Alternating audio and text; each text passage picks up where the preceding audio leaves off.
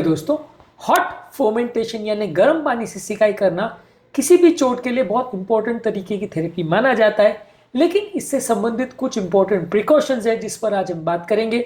इनको जानना और समझना जरूरी है क्योंकि ज़्यादातर हम इन प्रॉब्लम को तो जानते हैं, इन ट्रीटमेंट्स थेरेपीज को जानते हैं, लेकिन संबंधित छोटी छोटी गलतियां हम करते हैं जिससे या तो हमें नुकसान हो जाता है या जितना फ़ायदा मिलना चाहिए वो नहीं हो पाता है। तो आज हम कुछ टिप्स पर बात करेंगे जिनको ध्यान रखने की ज़रूरत है जब भी हम अपने चोटों की हॉट फोमेंटेशन यानी गर्म पानी से सिकाई कर रहे हैं। टॉपिक इंपॉर्टेंट है इसलिए इसे अंत तक देखिएगा क्योंकि ये ऐसी चीज़ें जो रोजमर्रा की लाइफ में हमारे काम आती है लेकिन हम इसमें गलतियां कर बैठते हैं जिससे हमें नुकसान हो जाता है।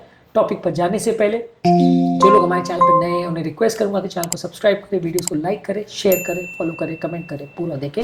टॉपिक इंपॉर्टेंट है इसलिए इसे अंत तक देखिएगा। चलिए शुरू करते हैं इंपॉर्टेंट वीडियो।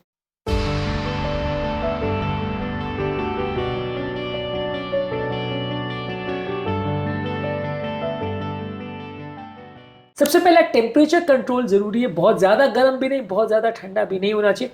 ये एक इंपॉर्टेंट चीज़ है, खासकर अगर उन लोगों के लिए जिनको न्यूरोपैथिक प्रॉब्लम्स है या जहाँ नर्व्स डेड है। कई बार लोग का ऐसा होता है कि बहुत गर्म टेम्परेचर पे कर लेते हैं, उसके बाद उसको जब सिकाई करते हैं तो स्किन जल जाती है, फायदे के बदले नुकसान हो जाता है। यहाँ पे स्टैंडर्ड टेम्परेचर 40 to 45 डिग्रीज या 104 to 1113 फ़ारेनहाइट पे होना चाहिए, इससे ज़्यादा नहीं। बहुत ज़्यादा बॉइलिंग वाटर में यदि आप उसको डुबा डुबा के लगाए तो उससे फ़ायदे के बदले नुकसान होगा, नर्व एंडिंग्स जल जाएंगी। तो ये बहुत इंपॉर्टेंट चीज़ है जो लोग ध्यान नहीं रखते। लोगों को लगता है गर्म पानी का सिकाई मतलब कितना भी गर्म करके उसको बहुत देर तक लगा दिया, ये गलत है। आपको थोड़ा सा टेम्परेचर का ध्यान रखना पड़ेगा। इसके अलावा आप जो टेम्परेचर देख रहे हो या आप यूज़ कर रहे हो उसमें आप कोशिश करिए कि एक बार टेम्परेचर चेक कर लीजिए। आपके हाथ के इनर पार्ट ऑफ फोरआर्म में एक बार उसको लगा के देख लीजिए जले हुए एरिया या अफेक्टेड एरिया पर लगाने से पहले, क्योंकि वो एरिया की नर्व एंडिंग्स अफेक्टेड हो सकती है, वो एरिया की नर्व एंडिंग कम या ज़्यादा रिएक्टिव हो सकती है, जिसकी वजह से आपका टेम्परेचर सेंसिटिविटी गड़बड़ हो सकता है और स्किन में रिएक्शंस या बर्न्स हो सकते हैं। तो पहले एक बार हाथ पे उसको लगा के देख लीजिए, हथेली पर या अपने फोरआर्म्स पर उसको लगा के देख लीजिए और देख लीजिए कि आपकी सेंसिटिविटी कितनी है, वो टेम्परेचर को आप झेल पा रहे हो नहीं झेल पा रहे हो, ठीक लग रहा है या बुरा लग रहा है, उसके बाद ही उसको अफेक्टेड एरिया में लगाइए। डायरेक्टली आपने उसको लगा दिया और फिर बाद में वो एरिया जल गया तो आपको दिक्कत हो जाएगी, क्योंकि वो एरिया का नर्व एंडिंग कई बार डेड भी हो सकता है, वो एरिया में आपको पता ना चले और स्किन जल जाए, ऐसा भी हो सकता है। तो इसलिए पहले एक बार उसको टेस्ट कर ले फिर लगाएं। हर बार टेस्ट करने की आवश्यकता है ऐसा नहीं, लेकिन एक बार पानी को जब आपने बॉईल करके पहली बार टच किया तो एक बार मैक्सिमम टेम्परेचर देख लीजिए कि वो कहीं ऐसा तो नहीं कि उससे स्किन जल जाए। इसके अलावा ड्यूरेशन को शॉर्ट रखिए, 15 से 20 मिनट करिए। कई लोग किसी मेड या सर्वेंट को बोल देते हैं और वो घंटों तक सिकाई करते रहते हैं और आप लेटे रहते हो, या किसी उम्रदराज लोगों का आदमी सो जाता है और वो सिकाई चालू रहती है, एक एक दो दो घंटे तक काम चालू रहता है। ये फ़ायदा नहीं करेगा। 15 से 20 मिनट तक ही सिकाई होनी चाहिए। बहुत लॉन्ग ड्यूरेशन या बहुत शॉर्ट ड्यूरेशन दोनों में फ़ायदा नहीं होगा। 15 से 20 मिनट इज़ ओके, एक दो घंटे के बाद रिपीट कर सकते हैं, लेकिन 15 से 20 मिनट अच्छा है। इसके अलावा डायरेक्टली कोई भी गर्म चीज़ों को हाथ या पाँव पे मत लगाइए। बीच में एक बैरियर या एक तौलिया या एक प्लास्टिक कुछ रहना चाहिए जो कि हाथ और पाँव को इंसुलेट करे। गर्म सोर्स को आपने डायरेक्टली लगा दिया तो स्किन डैमेज होगी, फायदा नहीं होगा। इसके अलावा वो एरिया को हर कुछ मिनट पे आप चेक करिए कि वो एरिया में रेडनेस तो नहीं आ रही, बहुत दर्द तो नहीं हो रहा या फूल तो नहीं रहा, ब्लिस्टरिंग तो नहीं हो रही। यदि इनमें से कुछ भी हो रहा है तो तुरंत रुक जाइए, क्योंकि इसका मतलब आपकी बॉडी उसको फायदा नहीं, नुकसान के एंड पे ले जा रही है और आपको उससे थेरेपी से फायदा नहीं मिलेगा। तो वहाँ पे रुक जाइए और प्रॉपर ध्यान दीजिए। जो भी कर रहा है इस थेरेपी को उसको भी पता होना चाहिए। इस तरह की चीज़ों को क्या है, आप मेड सर्वेंट के हाथ में छोड़ देते हैं या ऐसे अनट्रेन्ड लोगों के हाथ में छोड़ देते हैं तो कई बार वो स्किन को जला देते हैं, खासकर डायबिटिक लोगों में और खासकर उम्रदराज लोगों में, जहाँ नर्व एंडिंग्स खराब हो जाती है और पेशेंट बता नहीं पाता है कि उसको प्रॉब्लम हो रही है, उसको महसूस ही नहीं होता और स्किन जल जाती है। ऐसा बहुत केसेस में हो चुका है, इसलिए ध्यान दीजिए इस बारे में और उसको प्रॉपर वे में करेंगे तो अच्छा है। इसके अलावा एक इंपॉर्टेंट टिप है कि जब भी आप हॉट फर्मेंटेशन बड़े एरिया में करें तो उससे पहले पानी पीजिए, क्योंकि वो एरिया का थर्मल रेगुलेशन जो है काफ़ी हद तक बॉडी के हाइड्रेशन पर डिपेंड होता है। यदि बॉडी डिहाइड्रेटेड है तो एरिया में डैमेज होने का या जलने का चांस ज़्यादा है, इसलिए ज़्यादा मात्रा में पानी पी लीजिए। ये पानी गर्म हो या ठंडा हो उसमें फ़र्क नहीं पड़ेगा, नॉर्मल पानी पीजिए तो ज़्यादा बेटर है। बहुत ज़्यादा ठंडा पानी में उतना आपको फ़ायदा नहीं होने वाला। नॉर्मल पानी पीजिए, लेकिन पानी ज़्यादा पीजिए, हाइड्रेशन रखना ज़रूरी है हॉट फर्मेंटेशन से पहले। आई डोंट थिंक ये टिप के बारे में शायद ही किसी डॉक्टर ने आपको कभी बताया होगा, लेकिन पानी पीना भी ज़रूरी है हॉट फर्मेंटेशन के पहले। इसके अलावा आप इसको खुले घाव में और इन्फेक्शन वाली जगहों पे मत लगाइए।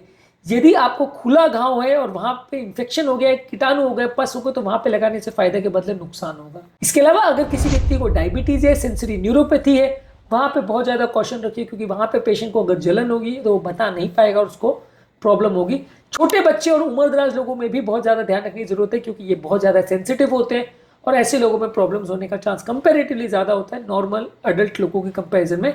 छोटे बच्चों और उम्रदराज लोगों में जब आप होम फर्मेंटेशन करें तो ज़्यादा सावधानी रखें। इसके अलावा यदि किसी व्यक्ति को अगर कोई सीरियस इंजरी हुई है या बर्न्स हुए हैं या डीप वेन थ्रोम्बोसिस हुआ है तो वहाँ पे अपने हेल्थ केयर प्रोफेशनल से पूछ के उसको करिए, नहीं तो मत करिए।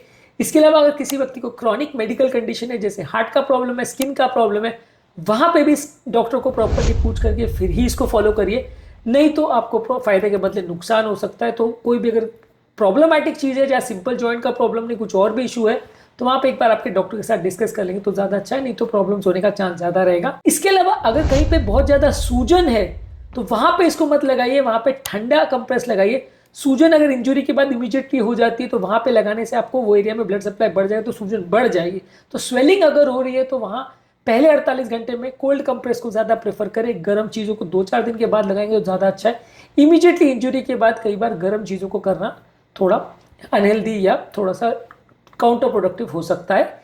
इसके अलावा आप इसको रेस्ट के साथ कंबाइन कर सकते हैं, यानी पेशेंट को रेस्ट देने की आवश्यकता है और वो एरिया जिसमें इंजरी हुई है उसको थोड़ा सा एलिवेट करके रखेंगे तो ब्लड सप्लाई वहाँ से ड्रेन आउट होगा, फ्लूइड सप्लाई वहाँ से ड्रेन होगा, तो इससे भी थोड़ा फायदा मिलेगा। एक राइस स्ट्रैटेजी होती है, उसके बारे में हमने एक अलग वीडियोस में बात की है। जो राइस स्ट्रैटेजी ये चोट के लिए यूज़ किया जाता है, वो स्ट्रैटेजी भी एक स्पेसिफिकली डिजाइन स्ट्रैटेजी जिसमें RICE 4 मोडालिटीज़ को फॉलो किया जाता है, जिससे कि पेशेंट का दर्द का प्रॉब्लम कम होता है। उसको हमने एक अलग वीडियो में बात की, उसको चेकआउट करिए।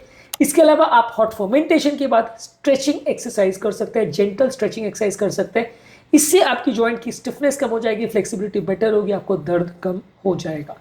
तो आज के टॉपिक में कुछ इंपॉर्टेंट टिप्स पर हमने बात करी हॉट फर्मेंटेशन के संबंधित। यदि आपको गर्म पानी से सिकाई करनी है, आपको चोट लगे, तो इन सारी चीज़ों का आप पालन करिए।